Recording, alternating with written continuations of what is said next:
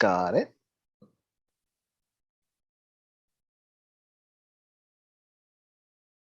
I don't know why my cat is just really obsessed with me right now. Or her. All right, it looks like we're live on YouTube. Hi, YouTube. Good evening, everyone, and welcome to our teacher panel. I'm Austin Moon-Cutter-Knight. I work for the Academy for Teacher Excellence Research Center, and tonight is our teacher Q&A panel, and I want our two teachers to introduce themselves. Magali, if you can start, give us your name, where you teach, what level you teach, and what subjects you teach. Yes. Hi, everyone. My name is Magali Wengel. I teach in Round Rock ISD. I teach what's called the Functional Learning Classroom at the middle school level. So I have 6th through 8th graders, all at different cognitive abilities. And again, that's in Round Rock ISD. Thank you so much. Blanca? Yes, my name is Blanca Espinosa, and I teach 4th grade elementary level, and it's at Northside ISD, and the school is called Knowlton Elementary, and I teach bilingual education. Thank you so much. And I want to apologize. I swear I think I said Magali and it's Magali. Yes, okay. That's okay. I will get it. I promise. That's okay. I'm so sorry. No worries. No, that's okay. No worries. All right. Now, remember, if you have any questions for us, you're free to enter them into the chat. I'll be monitoring the YouTube live chat. But I'm going to get us started with a question that I think everyone is asking, every student is asking right now. What was your first year of teaching like? So I was a first year teacher last year. So I graduated college 2020. I got a job and I taught in the pandemic. The job that I have now is what I taught last year. And so again, my first year was very crazy because you're learning how to teach virtually. But then on top of that, you're learning how to teach. In my case, my students are in a cognitive level that could be anywhere from 18 months to a little older. So you're trying to teach students like that virtually. So my first year was a learning year. And even now, as in my second year, I'm still learning, and you'll continue to learn. But it was definitely crazy and challenging. And I cried a lot last year for sure. But we got through it, and it worked out. I mean, it went well, but it was definitely challenging for sure. Did you have any successes that you'd want to talk about during your first year? Yeah, I mean, I will say that I actually saw a lot of my students progress. We used a lot of different methods that worked best for them. So having manipulatives in their home. And I saw a lot of my students from their progress reports make really good progress virtually. So it was really awesome to finally kind of get in the groove and the routine and see them be successful even in this kind of challenging year. So that was really awesome. Thank you so much. Mm-hmm. Blanca, Did you want to chime in? Sure. I've been teaching about 25 years now. So my first year teaching was a long time ago, but I remember it like it was yesterday because I graduated in December. So I had to get a job by January. I was one of those students that I had to go hurry up and go get a job because trying to survive out there without money is gonna be hard. So since I graduated in December, I started applying everywhere real quick, and I told myself I'm gonna take the first job that offers me, the first district that offers me a job. So at that time I lived in the Dallas-Fort Worth area. So I started off, Irving called me and I was like, I'll take it. I'm not realizing they were giving me pre-K. So I wasn't even certified in that area, which I didn't know you could actually do that, but they said there was an emergency certificate that they can provide for now so that I could teach pre-K. And I was just like, okay, I'm going to do it because I need a job. And then once I was in there, I was way in over my head because that was not my training area at all. I'm certified 1st through 8th, and that's in bilingual education or ESL. So I just jumped in. I did the best I could, but I had like 2 classes, one in the morning, one in the afternoon, and I had a room that wasn't designated for pre-K because I think they didn't anticipate they were going to need another pre-K teacher. So I was in a regular classroom, no sink, nothing for the little kids. And so I was also, that was a time there was no Velcro.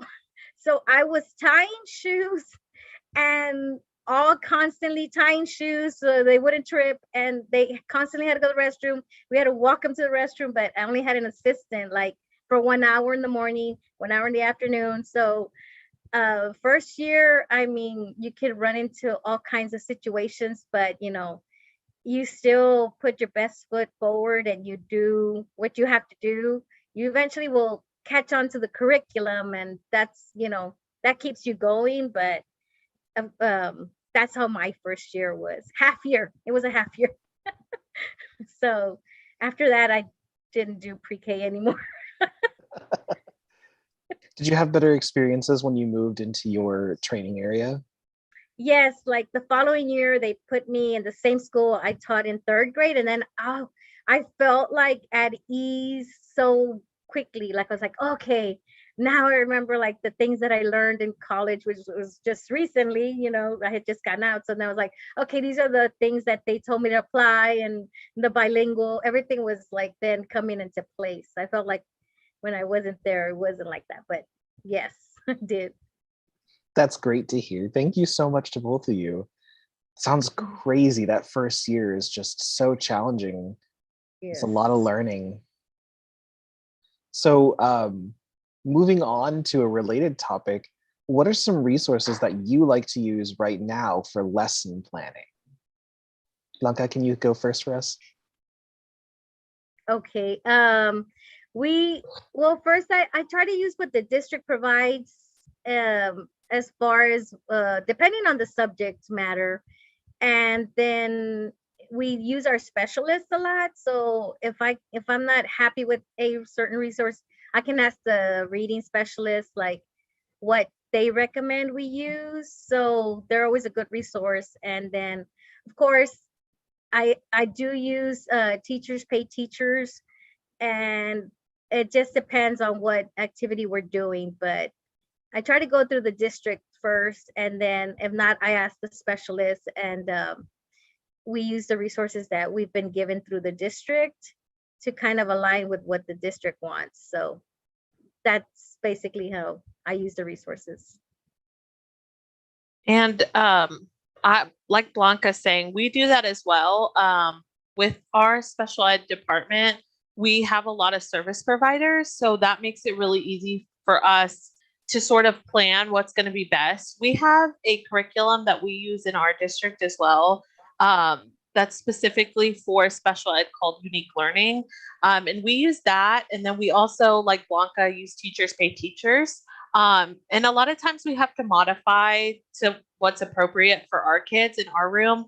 And then sometimes we add additional things that we know will help the students be successful. So we'll find different resources online.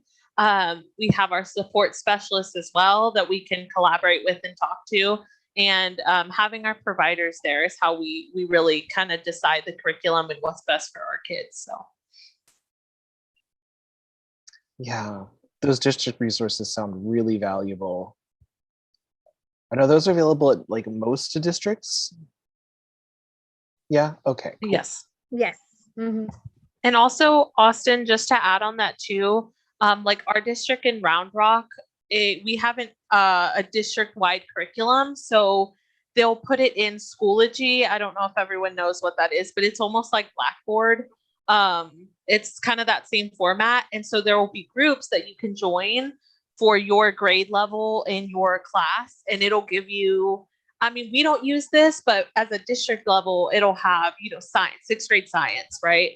And it'll give you from basically your entire year of what to teach. And so those resources are really good for, gen ed teachers or just any teachers that can follow that curriculum, because you can use it as your guide and add additional things, but then, tweak it to how you teach and how you, prefer to show your students. So it's really good. Yes, our district is had put things in Schoology as well, especially last year since we were virtual. They tried to put as many digital resources as they could, but like she said, it was in the resources part of Schoology, which the district purposely put a group there for us for each subject so that we can have access to things there. Okay. And Schoology, does that allow you to collaborate with other teachers in your district? It has a message system where you can message the other teachers. So if they're on Schoology, you would be able to message with them. Do you often collaborate with other teachers? And not outside the school, mostly it's within our teams and within the school. Oh, that's a good topic to bring up. Can you talk about working with your teams? Okay. Yes, so we meet very frequently with our team. So we try to set a scheduled date to meet, but right now our school has implemented an extended planning session, which it's a type of PLC where we meet like every 4 days or so, but it's during the school day now. And we get to plan more in depth, like our planning, instead of just like an overview, we get to go deep in for like about an hour and a half or so. And then we meet outside of that time with our team during conference or after school, depending when all the other team members have said that they could join. And then we finish up, we try to get the resources together and try to plan out the week.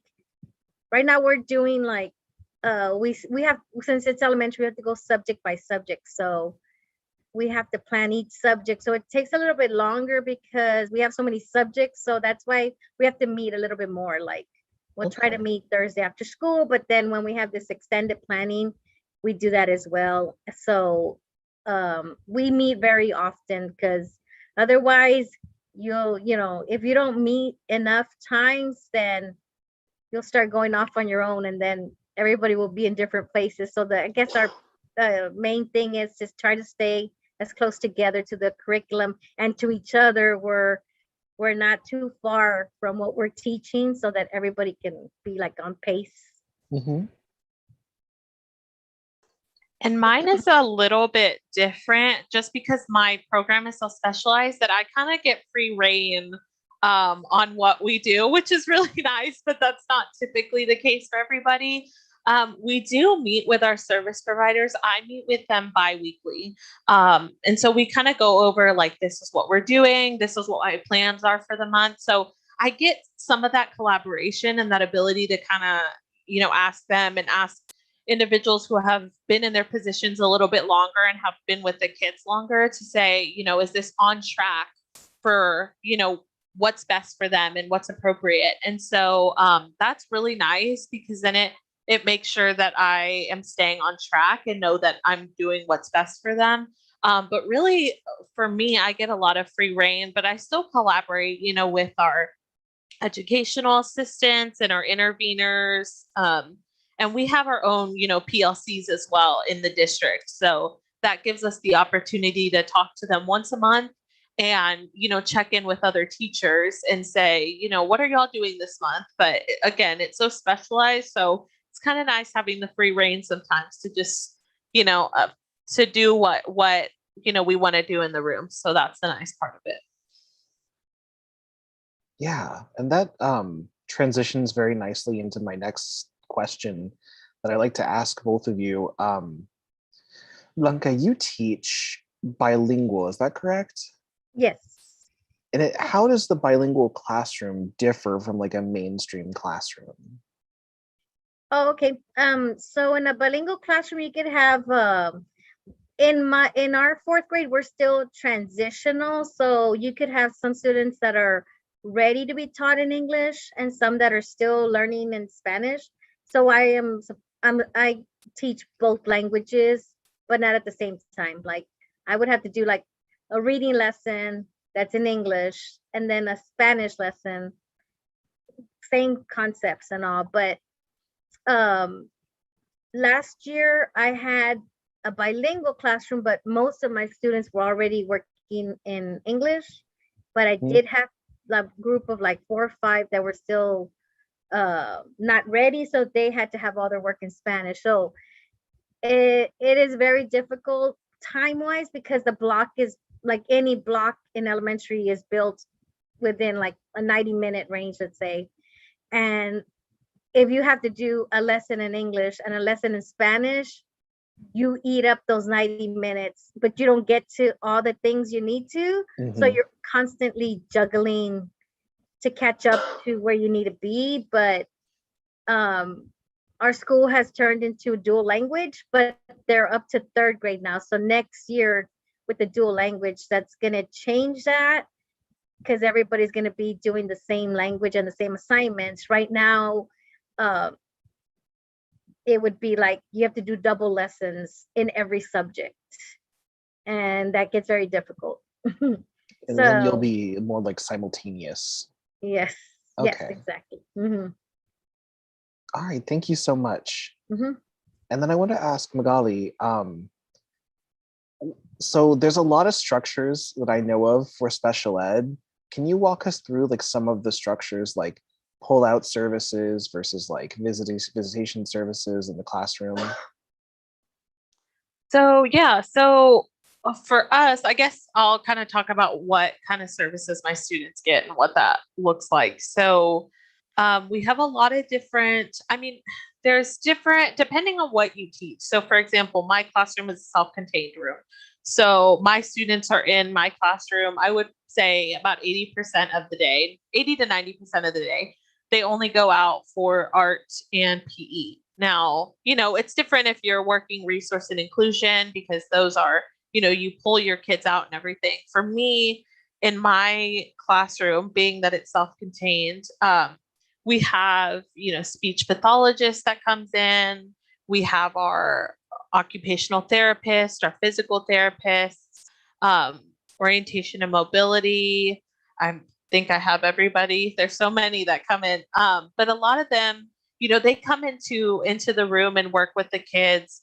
Um, in there, specifically the speech pathologist will come in there and work with our kids, and they pick a specific day to come in. So Tuesdays is our speech day, and they'll take 30 to 40 minutes, which our class times are about 50 minutes, and they'll do a whole group speech service for our kids. And then some of our kids will have PT, and they'll be taken out of the room, and they'll be doing services outside with our physical therapist, and that could be anywhere from 15 to 30 minutes. And so to that, it's like also making sure that you add in those times so that students aren't missing any academics or any classroom time, but they're also getting that time with our service providers. Hopefully I answered that correctly, Austin. But That's great. okay, yeah.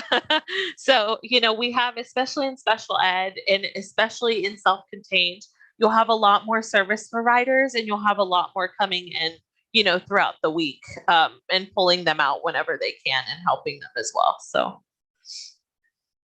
Thank you so much. Yeah. The structures of these classrooms, especially for students who are earlier in their careers, deciding, well, I want to do EC through 6, but should I do bilingual? Maybe I could still do special ed. That kind of information I think is invaluable. So what are some good ways to nurture motivation in your students? I think Blanca's Okay, like ready to gonna start. go. I'm next. Okay, so building relationships is really what motivates the kids. So, and I don't know if that's something you can teach somebody. Building relationships is more like however you feel towards your students, they feel towards you. So, like, if you show them that you care about them, through good days and even on bad days, especially on bad days, like still telling them, go through like we made a mistake or we didn't do something we were supposed to, but that doesn't mean that we don't care about you. We just have to build that relationship so that it motivates them to want to still please you and want to do their work and finish their work. So I think it has to do more like building relationships. And I mean, I've had a few students in the classroom that you can tell they're unmotivated, and it could be because they don't like a subject. Like they wake up during math, but during reading, they're like sleepy or they don't want to do it. But you have to pique their interest a little bit or read with them, try to make it fun, try to get at their level. What are you reading? Even if it's something basic, it doesn't matter. Like try to know your students, try to find out their interests. And it's not something that you're going to sit down and talk to them for an hour, but these things happen like throughout the day, or like lining up for lunch or anything that you can like get in there. They say, oh, how was your weekend, or something real quick, anything like that. They're surprised when you ask them, about them, like you care about what happens to them even while they're not at school. So just kind of showing them that you care about them, about their whole being and everything. So Yeah. Magali? So I have to agree with Blanca on that too. Like, I really think building relationships, and for me, my kids are all nonverbal. So the way that we build relationships is a little bit different. But again, like making things engaging, finding things that they enjoy, and connecting with them in a different way. And I also don't look at my students' disability as them being different.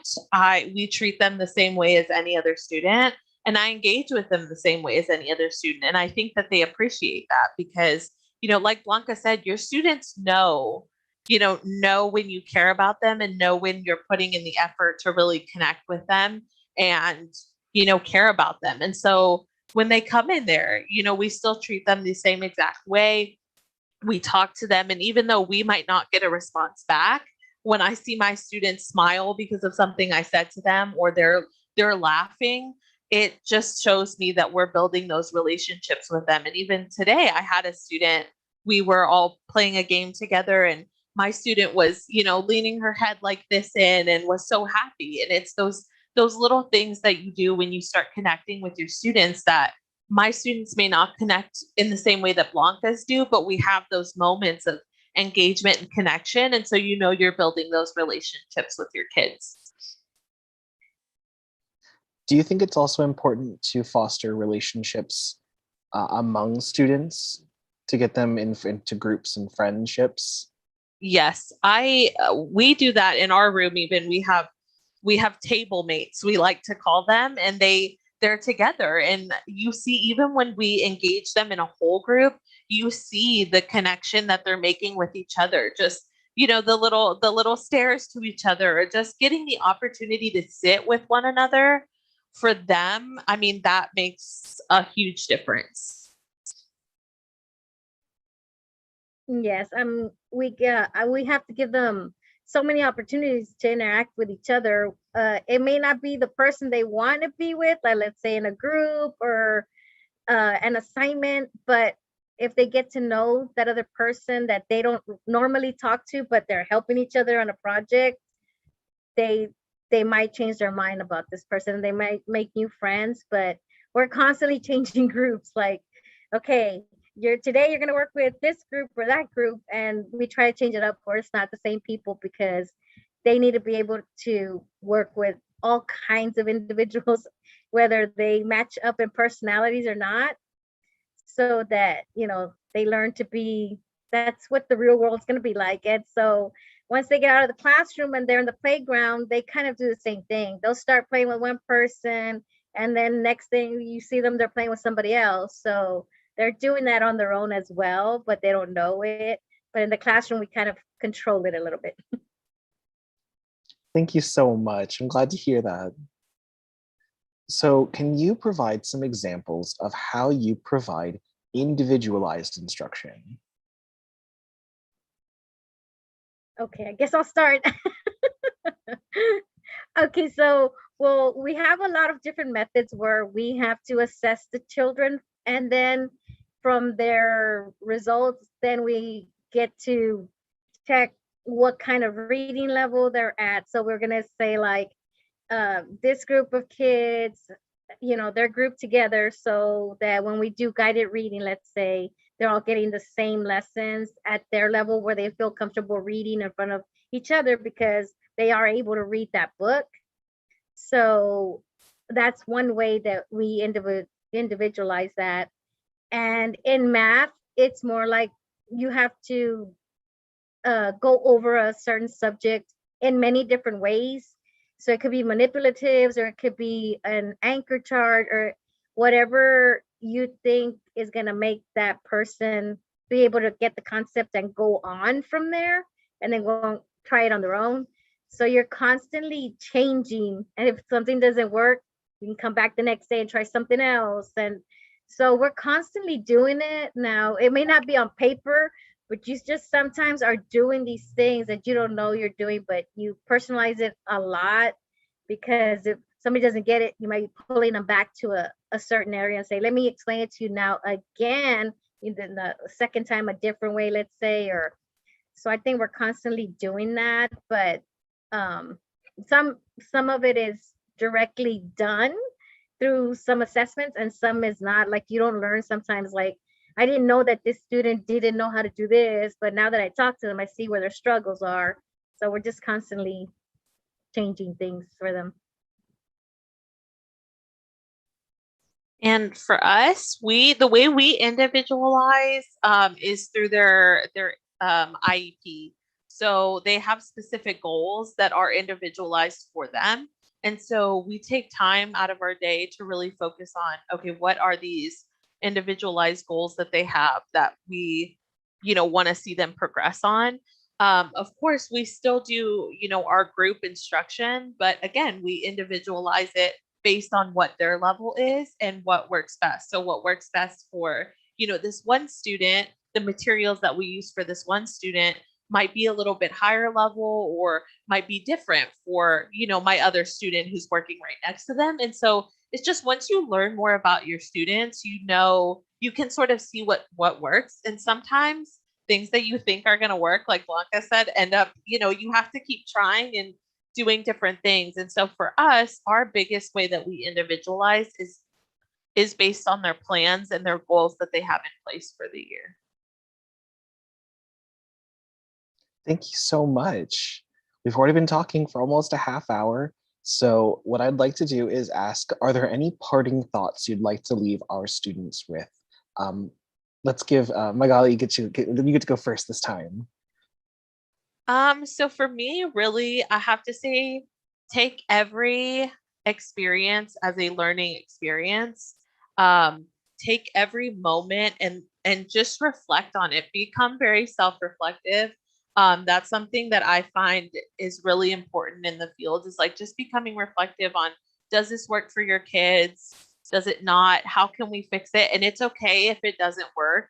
It's okay if you were super excited about something and then it doesn't work out. That doesn't mean you're a failure. That just means that you have to go back to the drawing board and find something else. So just it can be really daunting to be a first year teacher, and you can feel like a failure, but I promise it might feel like that one day, but I promise everything will work out. So just enjoy, try to enjoy all of the moments that you can. Find little pockets of joy. I agree with everything you said. I think of it, since I've been doing this for 25 years, I just kind of have to tell myself, just start over, clean slate every day. Like yesterday, maybe you had a bad day yesterday, or things didn't go the way you wanted, or you didn't get things done that you thought you were going to get done. But when you start the next day, just have the same expectations for yourself and just keep going, because every day, like she said, you're going to learn something new. Even if you've taught so many years, you're still learning every day. So you have to kind of like take time for yourself, make sure that you relax a little every night, even if it's 30 minutes, and it'll re-energize you for the next day. And it's like every day when you see those kids, you're just gonna automatically, I don't know, something just automatically turns on, and you're like, good morning, and then it's over. Yesterday's gone and today is a new beginning for everybody. So I agree so strongly. Thank you so much for being here, the both of you, and thank you to our viewers who watched it on YouTube. I'm going to end the stream here.